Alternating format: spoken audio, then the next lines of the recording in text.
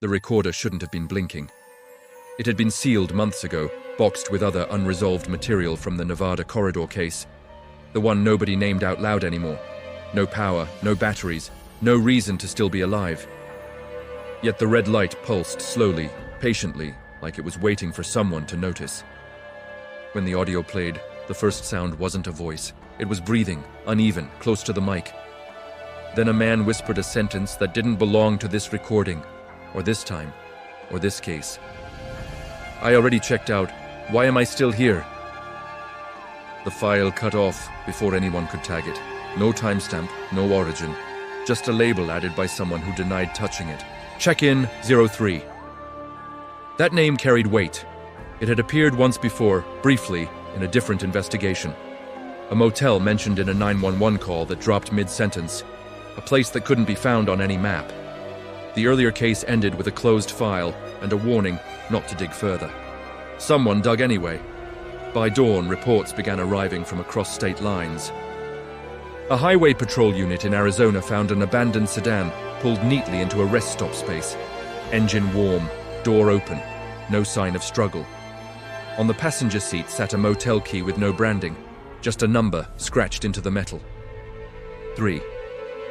The driver was reported missing 12 hours later by a family who swore he never traveled alone. At the same time, a small-town police department in Oregon flagged a strange walk-in. A woman with no shoes, dirt under her nails, and blood on the hem of her jeans that didn't belong to her. She couldn't explain where she'd been, only that she couldn't find the exit. When asked what exit, she stared at the wall behind the officer and said, "The hallway keeps moving." She collapsed before finishing the sentence. Hospital staff found a key clenched so tightly in her fist that her fingers had cramped around it. Same metal, same number. Analysts began pulling old records, missing persons, unsolved deaths, half-written reports. The pattern was subtle at first, easy to dismiss. Everyone connected had made a stop they couldn't remember. A night missing from their timeline. A receipt that didn't match any known location. One file stood out. A trucker from Utah, presumed dead after his rig was found jackknifed off I-15 years ago. His body was never recovered, but his last log entry mentioned a motel with no windows and too many mirrors. The coordinates he listed didn't exist. When those coordinates were plotted anyway, they landed in empty desert. Yet satellite imagery from the same date showed a building standing there. The image was still updating. Inside the bureau, tension grew quiet and sharp. No press briefings, no official task force. Just whispered conversations and locked doors. People started checking reflections twice. Some avoided mirrors altogether. A junior tech noticed something odd about the audio waveform from the check-in file. Under the whisper, barely audible, was another voice, slower, lower, repeating the words a fraction of a second before they were spoken. Not echo. Prediction. When enhanced, the second voice matched someone already on record, a dispatcher from a 1998 missing persons call. The same motel, same panic, same key number mentioned before the line went dead. The dispatcher was still alive. She was contacted that night. She answered on the first ring and said, "I was wondering when you'd call." Before anyone could ask how she knew, the line filled with static. Then the sound of a door opening, a bell chiming softly, like a front desk. Her last words came through calm, almost relieved. "They finally found me." The call ended. Her apartment was empty when officers arrived. No forced entry, no signs of struggle. Just a faint smell of disinfectant and a mirror in the hallway, covered by a sheet. Someone had written on the glass beneath it in shaky handwriting. "Stayed too long." Back at headquarters, the sealed recorder started playing again on its own. A new file appeared, longer, clearer, recorded from inside a room.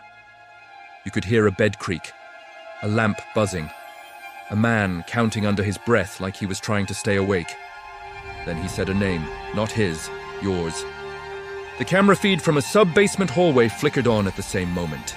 A corridor no one used anymore, sealed after a fire years ago. The lights came up one by one, revealing patterned carpet and numbered doors that didn't belong in a federal building.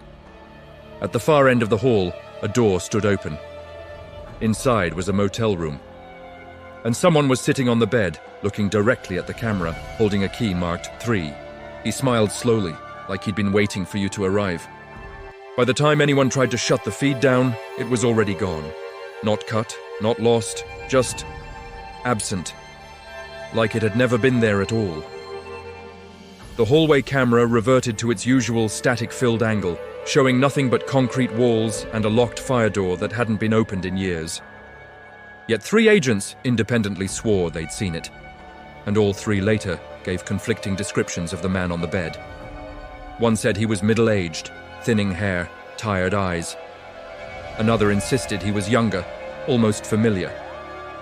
The third couldn't remember his face at all, only the key in his hand and the way he kept turning it slowly. The sealed recorder produced another file overnight. This one was labeled Check-in 04. The audio opened with silence. Then a woman's voice, calm but strained. "If you leave before morning, don't use the mirror." Across the country, a state trooper reported a crash that didn't make sense. A motorcycle lay gently on its side, engine cold. The ID photo showed a man who'd been declared dead 8 years earlier. Witnesses began surfacing.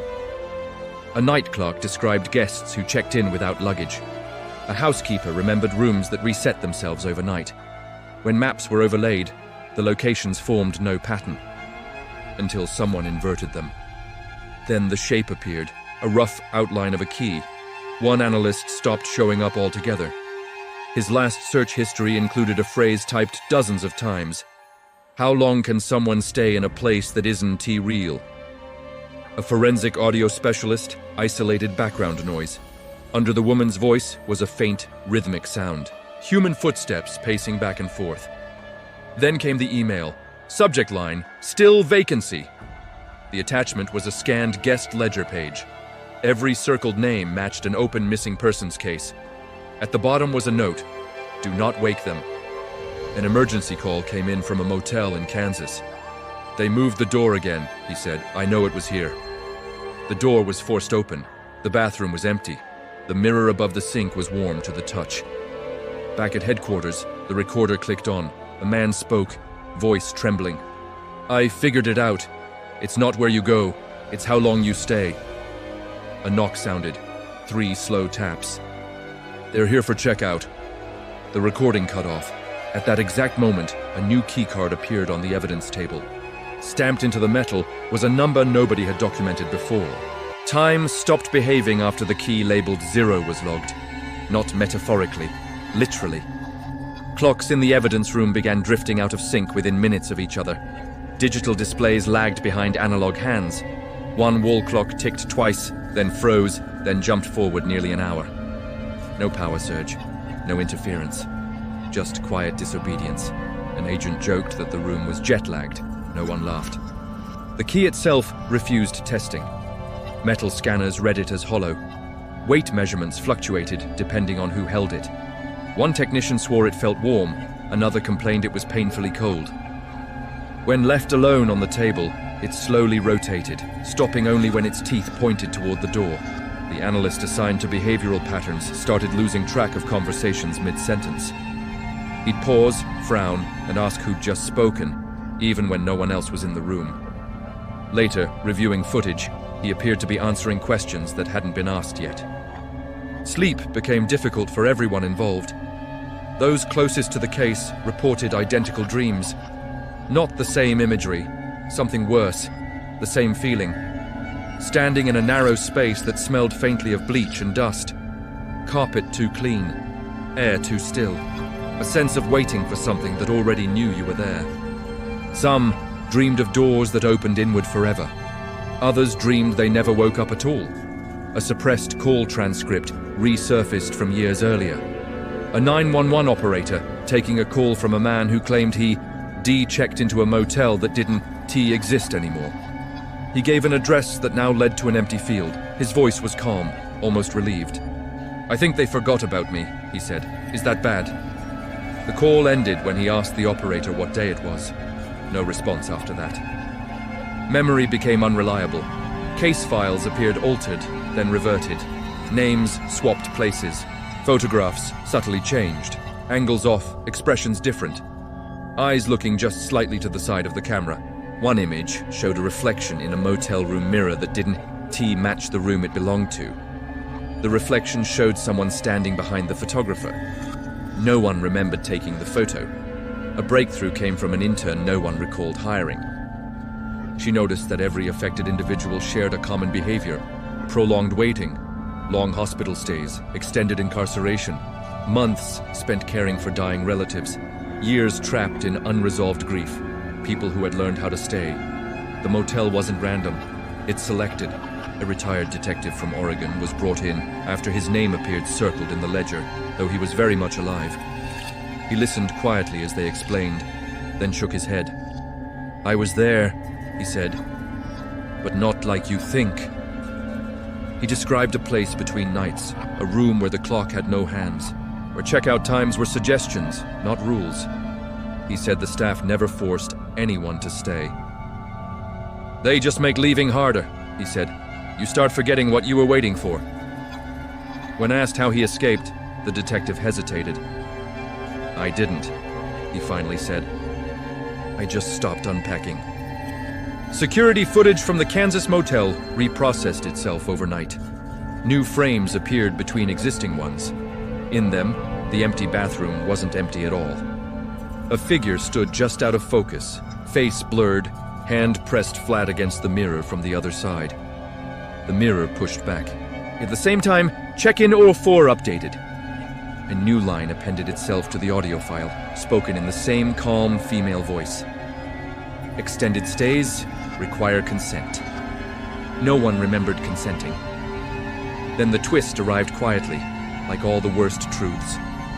A pattern emerged linking the investigation team itself to earlier cases, old reports, closed files, redacted names that matched current personnel. They hadn't found the motel, they'd been circling it for years. Some of them had already checked in. A handwritten note appeared inside a locked drawer belonging to the lead investigator. The handwriting matched his own perfectly. It read, "You asked them to hold the room." Before anyone could confront him, the lights flickered. Just once. When they came back on, the sealed recorder was gone. In its place sat a small desk bell, like the kind used at motel counters. Someone had just rung it. And from somewhere close, too close, came the sound of a door unlocking. Have you ever driven down a long, forgotten highway, the kind where the trees seem to lean in and whisper secrets? That's where you'll find the Starlight Motel. It's not on any map, and your GPS won't find it. But sometimes when you're lost, tired, and desperate for a place to rest, its flickering neon sign appears through the fog like a ghostly invitation. A single word: vacancy. This isn't just any motel. It's a place where time doesn't just pass. It loops, it folds, it remembers. Each room has a story soaked into the wallpaper, echoing in the hum of the old air conditioner. Room 104, for example. A honeymooning couple checked in back in '78. They say you can still hear their laughter at midnight, followed by a sudden, chilling silence. They never checked out. No one ever does. The moment you take the key, you become part of the Starlight's collection. The hallways stretch into impossible lengths. The floral carpet patterns seem to shift and writhe when you're not looking. You'll see other guests, their faces pale and their eyes distant. They might offer you a polite nod, but they won't speak. They can't. They're just echoes, trapped in the moment they first turned the key in the lock. It starts subtly. You'll find a photograph on the nightstand that you don't remember taking. A picture of you standing in the very room you're in, but from a different angle, with a shadow lurking just at the edge of the frame. You'll hear a song on the radio, the same one that was playing when you broke up with your first love over and over again. The motel feeds on your memories, your regrets, your deepest fears. It builds a personalized prison for your mind. You try to leave, of course. Everyone does. You'll get in your car, drive for what feels like hours down that same dark highway, only to see the Starlight's neon sign reappear ahead, welcoming you back. The road always leads back. There is no escape, only acceptance. The doors don't lock from the outside, they lock from within your own mind. The motel knows what haunts you, and it uses it to keep you. The manager is always there, a stoic figure behind the front desk, polishing a key that never seems to get any cleaner. He'll just smile, a sad, knowing smile as you return again and again. He's seen it all before. He's a prisoner too, or maybe something else entirely. The first guest, perhaps, or the architect of this psychological maze. The real horror of the Starlight Motel isn't a monster hiding under the bed. It's the slow, creeping realization that the walls are not just around you, but inside you. The motel becomes your memory. Your past becomes your present. And your future? Your future is just another night at the Starlight, another turn of the key, another loop in an endless, silent scream. So if you're ever driving late at night and see that sign, keep going. Trust me, some vacancies are best left unfilled. What do you think is the secret of the motel manager? Let me know your theories in the comments below.